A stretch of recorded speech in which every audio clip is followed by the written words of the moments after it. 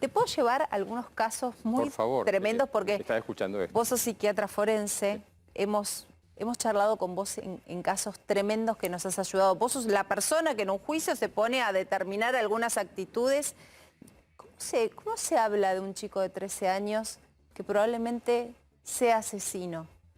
Es que es un problema mundial. Yo escuchaba recién y así nos hacemos gestos intercambiando recién y es hasta difícil comentarlo. Fíjate que costaba decir inimputable, costaba decir reproche jurídico. ¿Por qué?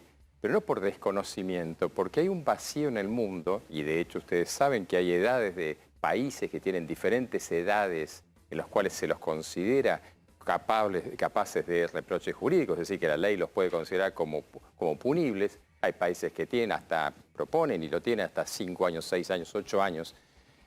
A ver, el gran punto es que es el que vos decías. La criminología es una cuestión, una relación entre víctima y victimario en el que todos han perdido. Por supuesto, desde la perspectiva de la víctima, que es la que debe primar, por eso hay una ley de víctimas en la Argentina, hay que escuchar a la víctima, a los familiares de la víctima y demás, pero al mismo tiempo empezar a entender que esto no es un hecho aislado. Y ustedes estaban ahí comentando, pensaba, ¿y qué pasa con el fenómeno de la droga y la adolescencia hoy? ¿Qué pasa con el fenómeno del narcotráfico, el narcomenudeo y la utilización de menores y esto hoy? Por la ley, justamente, porque lo que decimos, con 13 años no va a pasar porque nada. no va a pasar nada. Y los terminás exponiendo mucho más. ¿Qué pasa la utilización de menores en actos delictivos o en actos justamente de prueba? Hace muchos años en Colombia dando una conferencia, el famoso tema de la Virgen de los Sicarios, ¿qué era eso? Era la prueba que hacían los adolescentes de la prueba de muerte. Tenían que asesinar a alguien absolutamente anónimo por la calle y tenían que ser chicos para demostrar que eran capaces posteriormente de hacer algo.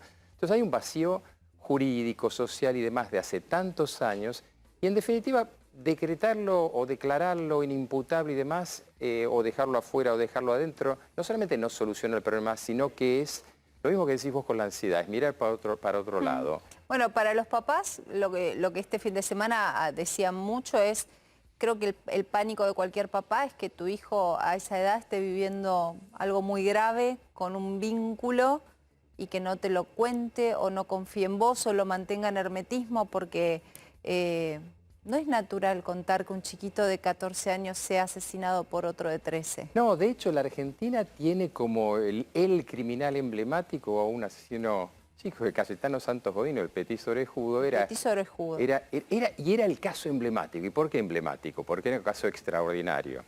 Hoy lamentablemente no lo es. El Fuero Penal Juvenil es algo que tiene que ver con esto. ¿Cuántos años tenía el Petiso Orejudo cuando actuaba? Y cuando empieza a actuar tenía 5 años, cuando empieza a actuar. Cuando empieza a actuar. Hablamos de un asesino serial que estuvo, si no me equivoco, en la cárcel de Ushuaia. Que muere en la cárcel de Ushuaia por matar su propia muerte. El Petiso Orejudo, es cierta la historia de que mata al gato. Que era la mascota del penal. Esto habla de esa compulsión por matar, que no podía frenar. Mató afuera, lo detienen, mata al gato del penal y lo terminan matando a los otros presos. Sí, yo tengo un ensayo al respecto que es una teoría, nada más, una hipótesis. Fue su forma de buscarse la muerte. Él sabía que matar a la única mascota del penal iba a terminar esa historia. La existencia de Cayetano era imposible desde la infancia, era un chico golpeado, era un chico sometido de todas formas. Y como siempre, e igual que ahora, siempre la justicia llega tarde, porque la justicia no tiene que llegar, la justicia tiene que actuar. La sociedad no ha creado nada para todos estos chicos. Los abandona y después nos horrorizamos todos por lo que hacen. Pero en definitiva, los tiradores seriales en Estados Unidos son un caso similar en que se junta eso de crueldad animal y luego crueldad. O el caso de Carmen de Patagones, ¿se acuerdan? Junior. Bueno, tantos casos hay que, claro, salen los que ustedes a duras penas pueden recolectar uno en las noticias. No, y aparte está esa cosa, fíjate que vos mencionás algunos casos que fueron emblemáticos y uno tiene hoy la sensación como comunicador de que pasan tantos y tan seguido que ninguno de estos casos quizás sea muy emblemático, pase como un caso más. Totalmente.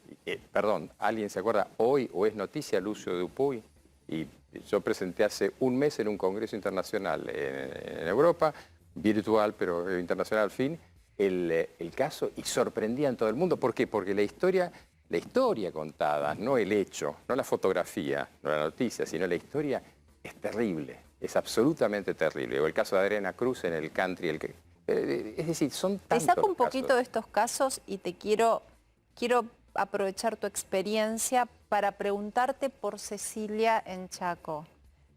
no tenemos registro de haber contado una noticia así. Un cuerpo desintegrado a no más de elementos de 10 centímetros, si es que esto se comprueba, una familia tan poderosa capaz de tener a personas a las que mande a deshacerte de este cuerpo, prender fuego, quedarte acá toda la noche. O sea, ¿qué es esta locura? Y no, que lamentablemente sí, se acuerdan. Madre echándole la culpa al hijo, hijo echándole la culpa a la madre. ¿Cómo se analiza vos desde tu lugar? ¿Cómo analizás este caso para saber quién miente y quién no? Es que en realidad primero tenés que empezar a tratar de entender que no vas a entender nada. Que todo lo que trates de entender parcialmente, severamente vas a llevar a ideas inductivas. Es decir, vos vas a llevar tu propia historia, tu propia de conocimiento, a buscar entender eso. Vos como mujer vas a decir, ¿y cómo una madre hace esto? O como lo que fuera, ¿cómo la pareja de alguien hace esto otro? ¿Cómo un hijo hace esto? Uno tiene que tratar de ver la constelación, y vos estabas hablando de esto y yo pensaba el caso de Leandro Acosta en el caso de los parricidas de Pilar. Bueno, que también terminan actuando sobre el padre de uno y la madre del otro en función de aparentemente proteger a unos chicos que eran abusados, que a sus eran familiares, o una causa en la que yo actué, en que abuelo y abuela de unas nenitas, que a su vez en realidad le hacían creer que eran las madres y el padre, ¿no? El abuelo la violaba y termina asesinando a una. ¿Y cuándo interviene la justicia? Pero a la policía, cuando el hombre se está por deshacer del cadáver. Y cuando yo entrevisto a la abuela guión madre, me dice, no, pero lo importante era que la familia no se destruya. Cuando vos empezás a ver eso, o tratás de empezar a callar tu mente y entender, o no se entiende nada. Porque afortunadamente no se entiende, porque todavía quiere decir que los demás tan locos no estamos. Claro, que por ahí tu salud mental te impide pensar algo tan macabro. Claro. Pero, ¿y la sociedad que está metida en esto? La sociedad, perdón, y ahora ya nos metemos con el tema de la ansiedad. La sociedad que recibe esto y casi que está naturalizando este tipo de locuras, esto te daña. Mira, nosotros cuando empezamos a trabajar, digo nosotros porque éramos originalmente un grupo relativamente chico, cuando empezamos a trabajar sobre el trauma psíquico en la Argentina hace 25 años, uno tenía que referirse a experiencias en el exterior. Hoy en la Argentina, si vos referís esto, tu tiempo, hace cuántos años nos conocemos nosotros y los casos que hemos visto o hemos hablado... Impresionante. Es impresionante. Los últimos 15 años que nos hemos juntado en estudios para hablar y vos decís, bueno, ¿qué produjo eso en la gente? Bueno, ¿qué produjo? Golpe tras golpe, tras golpe, tras golpe. Bueno, la ruptura psíquica, de la cual un elemento es la ansiedad, pero lo más grave es el trauma, es la sociedad que tenemos hoy. Una sociedad fragmentada, una sociedad destruida, en la que ya no es el microtrauma cotidiano que describíamos hace unos años, sino que es el trauma concreto. Porque enterarte de esto todos los santos días, amén de la crisis económica, amén de todo, no podés estabilizarte. ¿Y cómo te estabilizás? Y parte no entendiendo. Parte en la ignorancia, parte en la banalidad y cada uno busca su forma de escape.